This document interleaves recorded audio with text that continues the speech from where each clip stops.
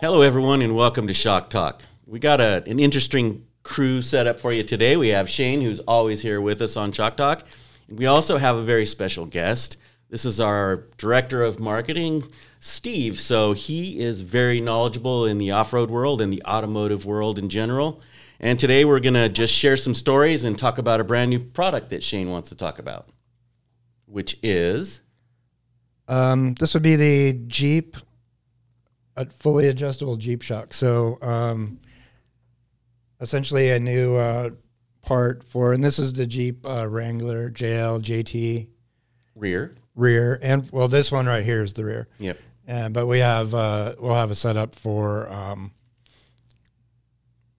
front also. Yeah, of course. But anyways, this is a, let me hold it up here. That's a rear JL. This is a rear JL, so it would be mounted like this. JT is Piggy. Yeah. JT's Piggy. So rear JL, and this is what we call an 8100 DSA Plus. And No. This This is is just what a we call an DSA. 8100 DSA. DSA. Maybe I let the cat out of the bag on that one. Exactly. But anyway, so 8100 Jeep DSA. It's a smooth body shock, 60 millimeters, so that's 2.65 diameter, outside diameter. This would be 3 millimeters larger ID than a typical 2.5 inch shock. Nice. So 60 millimeter.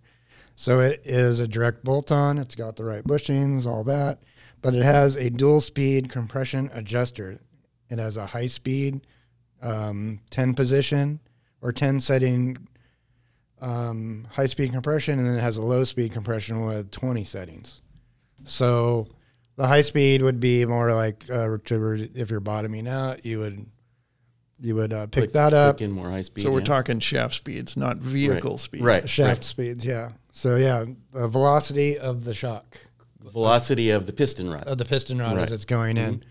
High speed would be coming off of a jump or something like that. Low speed would be maybe some things, Body roll. high Small bumps. Slow crawling. Yeah. small like high frequency type inputs. Washboard. Which one's washboard? That would be the high Washboard speed- would high speed. probably be, it depends on what it is, but probably if the washboard's a little harsh, but you're not bottoming out, then you'd probably open up the gold valve to low speed to try to reduce kind of the high frequency valving. So what was the concept behind this product versus an external bypass damper? Well, these are not position sensitive. Oh, okay. External bypass is position yes, sensitive. Okay. Mm-hmm. Those will have a rebound and compression adjuster, but this is just compression. So this is a high speed, low speed compression Right. adjuster. Right. What about those banjo fittings? Yeah. Why do we need the banjo fittings? Those look unique. Yeah. Well,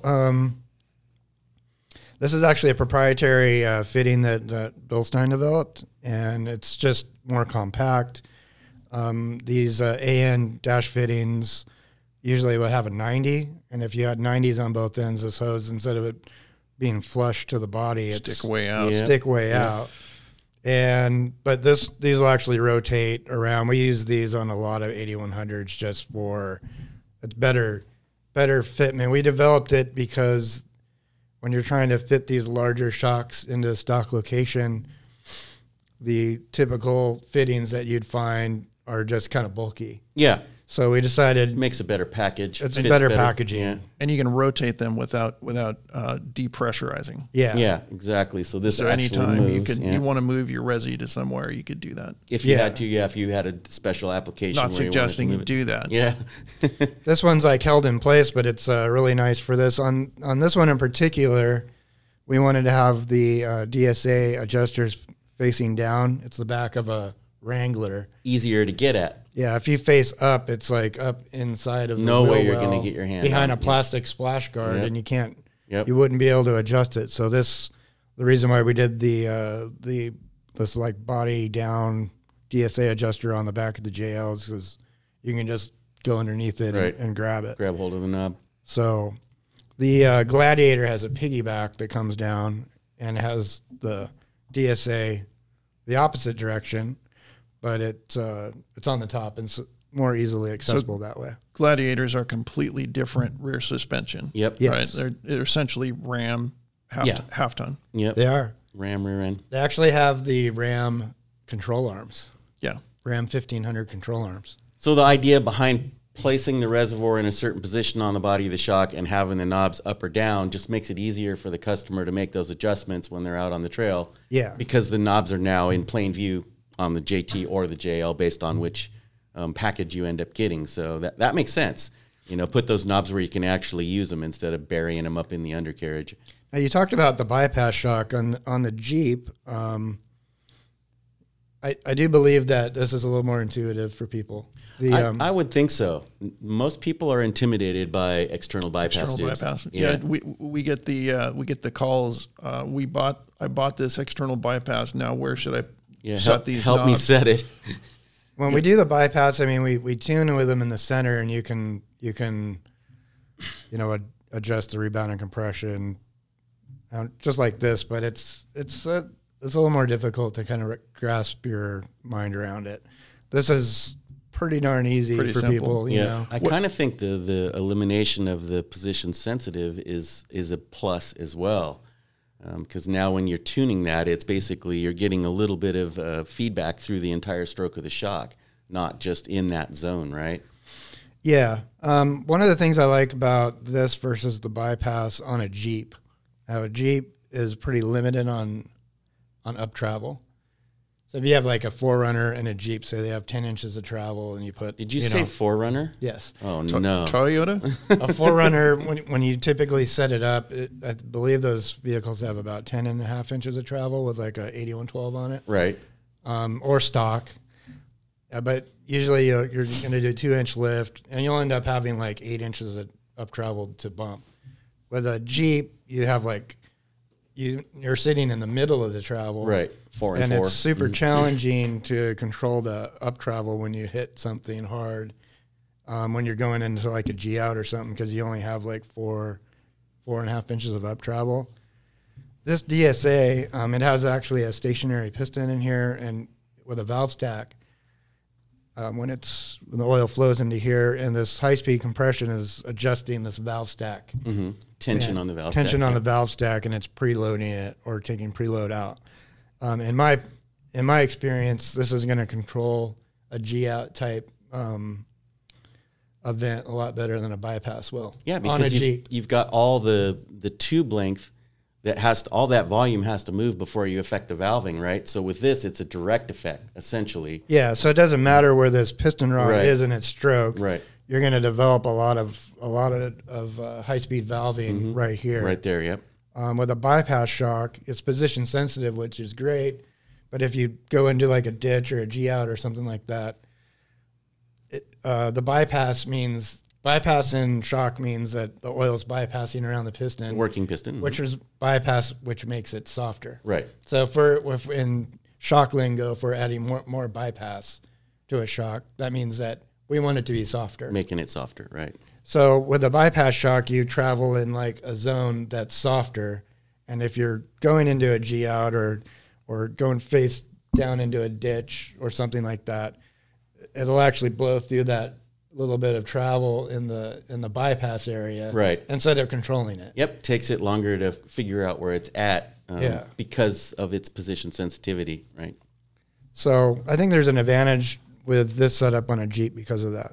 So what's the difference between bypass and bleed? Your bleed talked about a lot.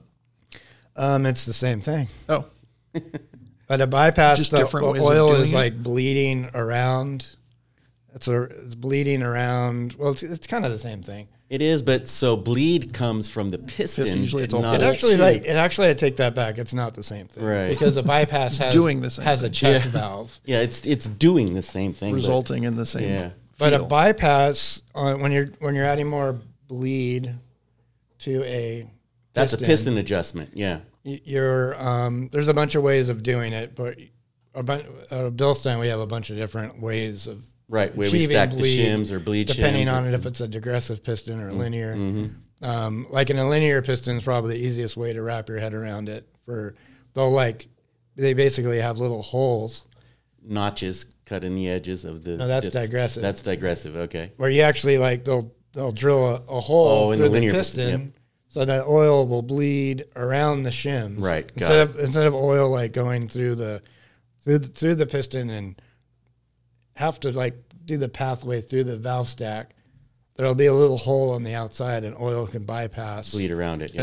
And why do you do that? Is that for chop? Is that for washboard? Or is that for big? That's not for big stuff, right?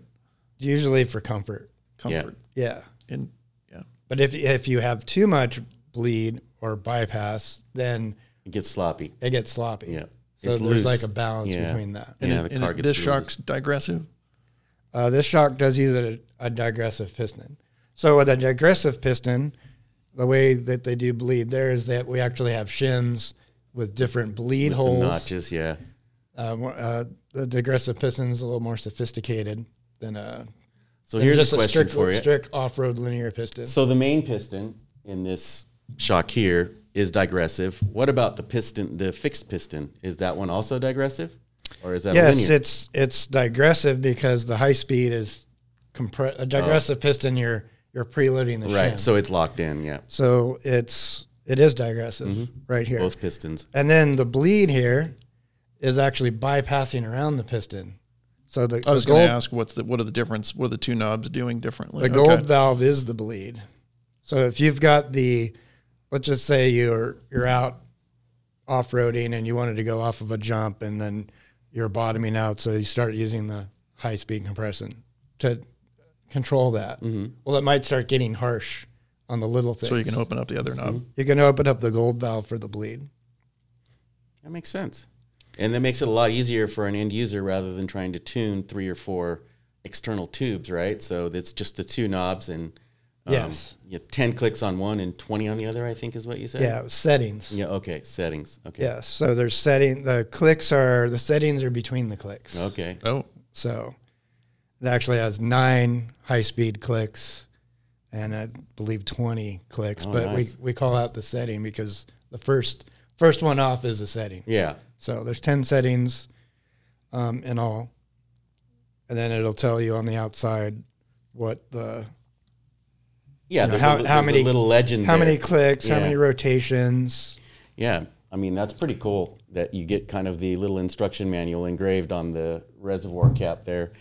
Now, these are handmade in Poway in our BTC here in the United States, right? So this is what's a BTC? that is our Can't just Bilstein- throw around letters Bilstein like that Tuning and think Center. everyone knows. Yeah, that's where we build our shocks. Bilstein Tuning Center. Tuning center. I thought it was Tuning center. technical. Technical tuning. I mean, I think Germany's wording is tuning center, but I must think be we German. could call it technical center here, or both. And what goes into making this a direct fit shock? I mean, this is not something you pull off the shelf and go, here, this is the right length. This might fit a Gladiator. This is way different than that, right? Yeah. So we have 2 different ride height dimensions. So we have a 2 to 3 inch lift, and then we have a 3 to 4.5 inch range, and those take different lengths of shocks. The main thing if you notice that we're in at the 3 inch. The 3 to 4.5 inch range, typically they need a different drive shaft, or the kits usually will recommend aftermarket drive shaft because they have a lot more travel. Right. The 2 to 3 inch lift usually is for a kit that doesn't recommend. Can use a standard Drive shaft. So, I mean, there's a little overlap there, but those are 2 real common, like line in the sand, like lift heights that are typical that we see that are popular. So these are adapted for lift kits on the market. And typically that's kind of what you're finding out there. And what's the process that R&D goes through to develop this shock? Are they designing it from scratch? They are pretty much. So we always start with the car. Yes. Measure everything. You measure the collapse and extended dimensions. And clearance. Yeah, the clearancing is really where kind of the difficulty of the larger body shocks come in. Yeah. Because they're replacing a shock that was a lot smaller. And in particular, with the Jeep, and depending on how much of a lift you have, the shocks have or the Jeeps have a track bar, and when they droop out, and the axle shifts over to one side. So that means the shocks are shifting with it. Right. And I believe it might be the passenger side. One of the shocks is shifting over and gets really close to the frame. So when you add a bigger bodied shock, then it's going to hit the frame. So if you notice on the top here, You offset it. Yeah. the bushing's offset. So it moves it out. And then when you buy one of these kits, we actually offset the lower mount as Yep, well. I've seen that. So there's like a bolt-on relocation bracket that moves it out. so that at full droop it doesn't hit any frame components. Yeah. Simply because of the larger body, where the stock shock It's a was larger body, It was yeah. a 2 millimeter body. So So- there's a lot of engineering involved. It takes a But while is- to do these. So Yeah. collapse and extended, you've got to get that dialed in. A lot of these kits have like a bump stop extension that we take into account. You've got to take the springs out, make sure these things don't bottom out. Then you got to make brake sure they hoses. don't hit Right. as they're cycling. And then you have the tire. Right. You don't want the tire to hit them as well. So most lift kits require a 4.5 inch backspace pretty much universally. So that kind of That's where we lock it in for these. Yeah. That kind of like gives you a little more clearance. Or if you had the stock tires, like they will hit these Right. because right. we're moving it out. But the thing about like the wheel offset has a lot to do with like sway bar links and things like that. Most companies would have like a pretty long sway bar link in the back. Then you have to offset your wheel to a 4.5 inch backspace at least, usually, so that full droop that the tire doesn't hit the sway Yep. link. So that's a real big real. You're kind of like needing a different offset when you're putting these lift cuts on to begin with. Yeah. And then what about the tuning process? Yeah, that's what I was gonna That's say. done individually for an application like this, right? They're not just taking a shim stack from the 5100 and slapping it on here. This is a process. Yeah, specifically tuned. Bilstein specifically tunes for each application. We don't just take something and dyno it and then throw it on the shelf, call it good. We actually drive these around, and it's going to be a combination of street driving and off-road driving. With these, we know that these are designed for, off-road and, in particular, aggressive off-road. So our engineers will spend usually 3 to 5 days in the desert south of here, east of here, Ocotillo Wells area, and they'll Dial in the drive these tuning, things on a particular course and dial them in over the course of a few days. Now the DSA, obviously, if you have this tech, so they could get out and adjust it and then tell you how to adjust it, but we don't do that. We actually will tune these so that it's in the middle, so then you can reduce or increase. So what they're doing is changing the valve stacks and leaving the DSA alone. So Right. depending on your particular taste, you can either So subtract engineering, or increase from what was. engineering tunes the main piston, and then we leave the tuning on the knobs to the customer, right? Yes. So that way the main piston is tuned for essentially what engineering thinks is a perfect ride with the DSA in the center, right? And then the customer can either go above or beyond or below And, what and we on what this we set it level, at. shock, because it's rebuildable, it's got a Schrader valve. You could always get into it and, Yep, and revalve change it. that Yes. if you wanted to really customize it for some reason. Yeah. Say if you put a camper on the back of your Gladiator or something like that. Yeah, which is important. I mean, you start adding weight or changing spring rates and things like that. Now the shock's going to need a little boost here and there. Some of it you could compensate for with the knobs, but you probably want to start working on the main piston at some point. Well, the adjustment's pretty good. It's about a 40% open and lot. closed, which is a lot. Yeah. A lot of these types of adjusters don't do that. So I think the engineers did a really good job at getting that range. A matter of fact, we even have, I mentioned the preloading. The high-speed valving preloads the shim stack, and depending on what kind of valving we have in here on some of these, it gets really tight, and it's hard to do it by hand. Right. And so we actually have like a tool so you can really like crank Yeah, this comes in. in the package, comes in the box. So But does they- it have a bottle opener on the other end? It does not. We gotta fix that. We tried engineering that into it, but it didn't pass. Well, you know, if you're off-roading, you really shouldn't have bottles. You should have cans. Cans anyway. That's true. It's better for the Pepsi anyway. Yeah. One other thing I noticed on these is when they put them together here in Poway, they actually dyno this on every click combination that's available. And then when they're done, they set it on what engineering believes is the best setting for that vehicle. Which is around the middle. Right.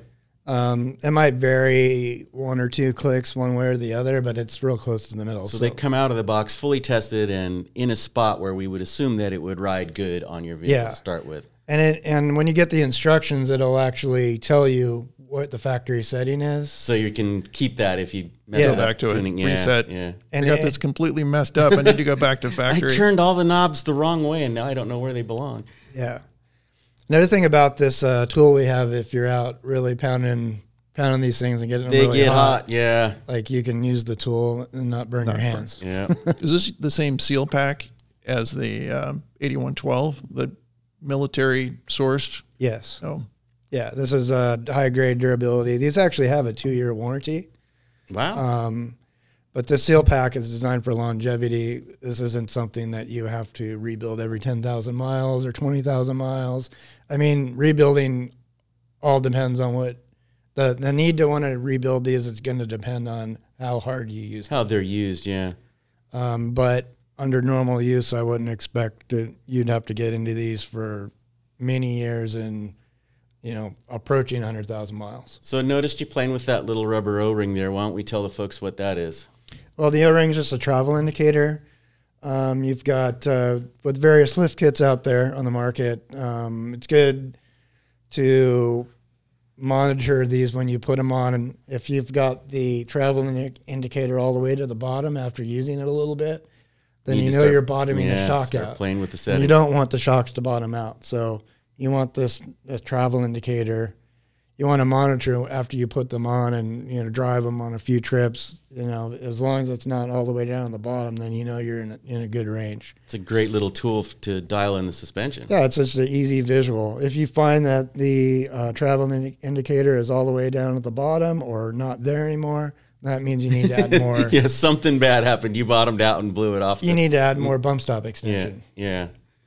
So what's the piston rod diameter on this one? Piston rod's an 18 millimeter, That's good. Yeah, good solid piston a little rod. under 3/4 of what's an that in American?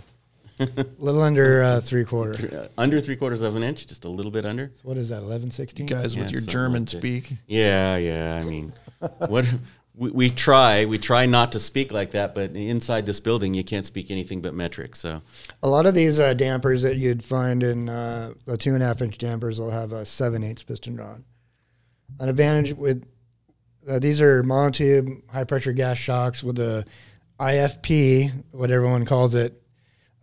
which stands for internal floating piston. Your Yeah. internal floating piston. Dividing Yeah, piston. dividing piston. Yeah. Bilstein, we call it a dividing piston. And since Bilstein is the inventor of monotube Monotube. shocks, Yeah. We should have Our some- name sticks. that's what we've been calling Yeah. IFP since the 50s. The dawn of time. So, Yes. Essentially, if you have too big of a piston rod, people say bigger is better. Well, with a pressurized shock, the piston rod goes in and displaces You're going to hydraulic the shock. Yeah. it displaces gas force. Mm-hmm. So the Oh, bigger the displaces oil. Which displaces Which oil, has to go somewhere. Yeah. which it displaces it into the reservoir. squeezes the gas, which So makes the- more rod force. If your piston rod's too large, you could basically ramp up the gas force, ramp up the spring rate, ramp up the harshness. Yep. So you don't need a 7/8 piston rod on a Jeep. So Right. we run a 18 millimeter. Yeah, you got to So find a it's- good balance, It's a good balance. good performance balance. Yep. These have direct fit factory rubber bushings. They don't have Heim joints. Heim joints you do have to maintain. And it's a metal on metal connection to your axle, so Yeah, that's So that can be a bit harsh. You want rubber. You want less NVH. yeah, Less NVH. and less so- NVH. And these are really good. These aren't just run-of-the-mill bushings. These are vulcanized rubber pressed into this eyelet. They're going to last a long time. Sounds like an awesome product. I mean, this is, again, almost an official unboxing on this. I actually went and stole this from our photo studio. They were taking pictures of it to put in the catalog. So this is the first time I've actually seen them out of the box, and they're getting ready to load the photos in the catalog. So What do you think about this finish here? I love it. That's they didn't offer that color for my first gen Tundra, so I found the close color in a Steel-It paint and painted my shock bodies that color. So I do like it. Yeah. This will be a lot more robust than like just a plain zinc Yeah. finish. This actually has it's zinc underneath this Evo Gray finish. So that if there's any damage to the paint, we still don't have a corrosion or rust So this problem. is a 1,000-hour Salt spray. salt spray finish on this thing. So this is super durable. You know, type 3 anodizing on all the aluminum. Yeah. So yeah, it's good to go. I took a 1,000-hour salt shower one time. I don't recommend it. Yeah, didn't turn out well. Don't do it. The skin came off Worse than a after that. Silkwood shower. So since we have Steve with us here today, let's find out from Steve what it's like to be the director of marketing at Bilstein. Oh, what it's like to be the director of marketing? Well, I mean, what could be easier when you have a brand that is highly regarded as this one is? I mean, it pretty much runs itself. You when you have a story, marketing is all about having a story to tell, Right. and when you have this rich history. This is true. 150-year-old company invented monotube shocks in 1955, started racing in 57. This long history with OE contracts with Mercedes-Benz and Porsche and BMW. I mean, and then, the whole reason they came to North America to go off-road racing, and Baja. I mean, and being building the first off-road shock. What could be better? Yeah. Than having that as a background. Yeah. It's I always feel the same tough. way with the off-road shock. I think Shane was just coming on board when that happened, but we were we were way taking before my time. Yeah, we were. The story is that they were taking apart Mercedes-Benz shocks and made them into off-road racing shocks. Right. So Yeah, another great story. yeah, exactly. No. The story I heard was from one of our first dealers, Yeah. and he would drive around in a Cadillac because it was the 70s. Right, the big trunk. With Yeah, a yeah, giant trunk. Yeah. And go around to these people doing off-road racing and Here, try this. selling Bilsteins out of the trunk of his car. Yeah. Yeah, I remember that. But there was no specific off-road racing shock at that time. They were just adapting what we had. Yeah, they adapt every shock at that. Well, every shock used for Baja racing was a twin tube shock, Except for the Bilstein. Yeah. just at the beginning, you Right. know. So then they discovered the advantages of a monotube shock that has a dividing piston. Yeah. Dividing piston and nitrogen gas. And you'd separate the nitrogen gas from the oil with this dividing piston. Some call it an IFP. Matter of fact, I think everybody does. Yeah, pretty much. So maybe we have to adapt that one day. But it's a huge advantage because the oil won't foam up, and Right. it won't fade out, Stops cavitation. and you can run it hotter. Yeah. It comes to the pressure thing. So remote reservoir was designed so you. Well, there was a step between remote reservoir and in this whole thing, and that was having a shock with a giant, super long body. Oh, really? Yeah, yeah. I and that's remember why, that. like the trucks that you would see racing in the 80s and late 70s, you'd have shocks going through the hood. Well, kind of like the Smoky Unique Class 11 stuff we were doing, like weld the eye on the side the side of the body To get around, to get around some rules. Right. But you'd have shocks going through the hood of the pickup trucks. Just to create more volume, more So you'd have coolant a lot- capacity. I never yeah. heard that. Yeah. Well, it allows you to run a larger nitrogen chamber. Mm-hmm. And so when the shocks heat up, the oil will expand. Start squishing it. And then the nitrogen expands and starts getting smaller, the nitrogen, and then it develops more pressure. And then next thing you know, you blow the seal out. Right. So then they invented the remote reservoir. I don't know if it was a Bilstein invention or not, but we were definitely like in on that. The front runners, yeah. In on that whole tech. But you'd run a hose off the top of the shock, then you can make the shock body shorter, and then you'd have the nitrogen in a bigger, more space for it to more expand. more space for it to expand. Yeah. So a shock with a remote reservoir So that wasn't, essentially absorbs the heat better. that's not something that came from cars, No, from motorsport. That's interesting. Yeah, yeah, that's pretty crazy. I remember the first PRI I got in the automotive aftermarket in 1994. I went to the PRI show that year. I think it was up in Northern California back then. And one of the first displays I saw at the show was Bilstein with the clear shock. Oh, yeah, the And demo shock. We kind of, that went away for a few years. Now we bring it to shows to show people the difference between, charged and uncharged, and the bubbles that are generated when you stroke the shock. But that's a great demonstration of the features and benefits of monotube. Different version of the clear shock these days. Now it's an 8112 with all the fancy stuff inside of it. But back in those days, it was just a little 46 millimeter monotube with no fancy stuff inside. But We still have a bunch of those. yeah, exactly. Little ones. Yeah, we pretend they were Corona bottles at a SEMA show did. recently? Yeah. Color shock oil is about the same. Yeah. well, way back when we were like probably one of the only companies that did a monotube, or if not the only. We did hold the patent on it for quite some time. So And that was like the big eye opener at a show. It's like, how do you explain it better than that? yeah. Nobody else used that tech. Yeah. Yeah. You just get out in the aisles with that demo shock and add air. We don't use nitrogen out in the field, but add air or subtract air, and people would go crazy. Then we built that machine. Remember we called it the stroker machine that we would take to the shows? We still have It's it. right Yeah. next door. Yeah, Steve's going to bring it back. People love that thing. Yeah, Well, it it was- explains it. Yeah, it explains it pretty much top to bottom. But yeah, I've been at Bilstein for 5 years now. Oh, almost 6 years. Man. But I've been around the brand for 30 years. I used to work at Motor Trend and all the iterations of ownership there for 25 years, and in the truck group, and ran the truck magazines for a long time. I think at one point we had 13 different truck magazines: Peterson's 4-Wheel and Off-Road, 4-Wheeler, JP. Diesel Power was my invention in 05, I think. So that was a great time. A lot of experience with all the companies in the aftermarket. I was a big suspension enthusiast back then. Before Bilstein, right? Yeah.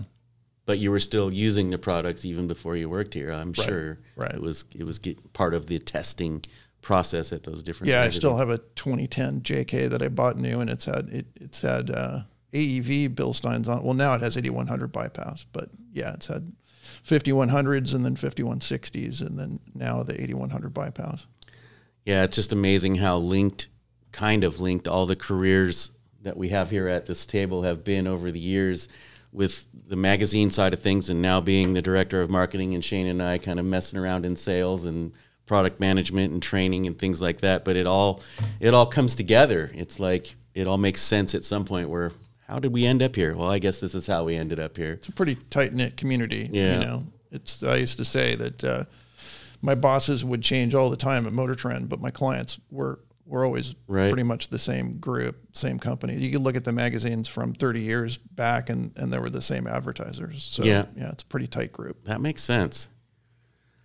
So what's new? What's in the future for Bilstein Marketing? What big event are we looking forward to right at this moment?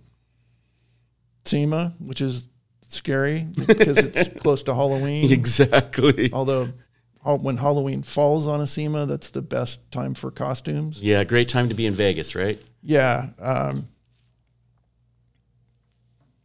So then after that, King of the Hammers is up next. Hammers is coming up next. A few years ago, we weren't that involved with Ultra 4, and now we are, and trying to increase that integration and involved with more racers all the time, and of course more UTV racing now that we have a full breadth of applications for UTV. We're not officially displaying at SEMA, but we have a couple of programs going on. We're a co-sponsor of Turn 14's outside coffee and and cars thing on outside the South Hall. And I believe we have a special vehicle being displayed there that we might have talked about a little bit in this. Two special vehicles being displayed there. Bronco with the new 8112s on it, as well as our Unimog with a little bit of a revision for overlanding. So a little bit of a wrap and some decorated with a few camping parts. Nice. As Junior would say. Nice. Decorated. That's definitely Junior's word. Cancel the cabbage. Cancel Christmas. Where's the guy that cancels cabbage? I mean, where did he go? Driving his Toyota. Yeah, exactly. So, anything else we need to discuss on the show today? Did we cover that damper there significantly, or do we need to go back and address anything that I think we forgot? did that pretty well. I think we did, yeah. Well, we have DSAs out for a couple other applications. Rear Toyota applications, you can get a smooth body DSA. The Bronco 8112s have the DSA. We'll be adding this feature to a lot of applications. Also, the UTV uses the same DSA. So this actually has been vetted out in motorsports. Dual speed adjustable. Dual speed adjustable. Not and it's dynamic suspension adjustment. Adjustment, yeah. And it's adjusting the compression. So dual speed adjustable for compression. Yeah, I like it. I like the color. I like the layout. I like the reservoir band holder. I like everything about it. It just looks like a really nice package, and Yeah. I'm really excited that it's getting out in the market here shortly. I think there's a nice thing about for the Jeeps because they have a lot of different weights and things like that. Depending on what kind of bumper you put on, what kind of winch, if you've got a roof tent or They're whatever. decorated differently. Yeah, Yeah. They all have different decorations. We also sell this that's not adjustable, that's pre-tuned by us to what we feel is the optimum setup, and it's a couple $100 cheaper. So a non-adjustable version of this, essentially it's the same damper minus the knobs? Yes. Okay. And it has a tune that would be kind of your Center line. Your center line. So if you want to save a little bit of money, you can go that route. That's Save what a I little have. money. You trust our tuning. Yes. 150 years of tuning shocks. You trust that, and you don't need a knob. If you feel like that is enough for you, that we've been doing this for And that's since 1955. Don't sleep on that. That's an impressive shock. I did a big trip around. Well, you were there, Death Valley circumnavigation, and the Gladiator that Bill Stein used to own on those. And I would have thought they were position sensitive. They worked so good. You thought there was some crazy tech So inside of them. that was before the knobs, right? Yeah. Way before the knobs. That was years before. Yeah. My personal Jeep, I have the 8100 smooth bodies. Smooth bodies, yeah. That are not adjustable, and they're fantastic. Yeah. And then and there's an AEV version, which is a same shock, different tune. AEV specific tuned, smooth body 8100. Yep. Yeah. So the 2.5-inch shocks on the market, they're definitely a little more expensive than some of the others. I would say they're in line with some of the other brands, but there's some cheaper things like maybe a 2-inch shock with a reservoir, with an adjuster. The advantage on the large body is it just does a fantastic job of really kind of isolating a lot of little nibbly, high-frequency things on the road, but still being able to soak up a big bump. Yeah, it's And just the extra control on the surface Yeah. of the piston. Yeah. I've gone through the saga on my Jeep from a 5100, 5160, and now an 8100. Yeah, me too. The 5100s were fantastic. 5160s were great, but the 8100s a whole different beast. But they're decently expensive for what they are and not being adjustable, but just know that they were adjusted heavily. Yeah, We tuned. spent 3 to 5 days, straight in off-road conditions. They have been adjusted. Yeah. For yeah, you. they're factory adjusted, so you don't have to mess with it. But they just work great, I mean, they're just a great all-around damper. And, like you said, if you trust what we're doing, that should be good for most people. But again, if folks want the knobs, we have that available now. That was really the whole hit of this podcast, was to show them that, hey, we are giving you what you're asking for. Now you have a DSA adjuster on a very nice damper, and if you're not happy with the tune we put in it, you can make it personally your vehicle or make it personalized to that terrain or that day how you feel about driving that Yeah. day. So the knobs are a great benefit as well. I think it's all about For really sure. money, right? Do you want that additional expense? Do you need that additional expense? Do you need to add that to the package, or do you want to save a little money and just run it without the knobs? I guess the choice would be Up to you. up to you. And that's the great thing is you do have a choice, right? We're not forcing something on you that you may or may not need. All right. Well, I'm about ready for some lunch. So I guess if you guys don't have anything else to add, I'll sign us Well, off. thanks for having me. Steve, thank you for being with us. It's very, very nice to have you with us on the show, and we hope that you will come back. Will do. All right. Big shoes to fill, but I know he's coming back too. Yeah. Don't worry, folks. You'll see Junior More again. Junior. Yeah. Cancel cabbage. Cancel cabbage. Thanks for joining us today on podcast. We'll see you in the next episode.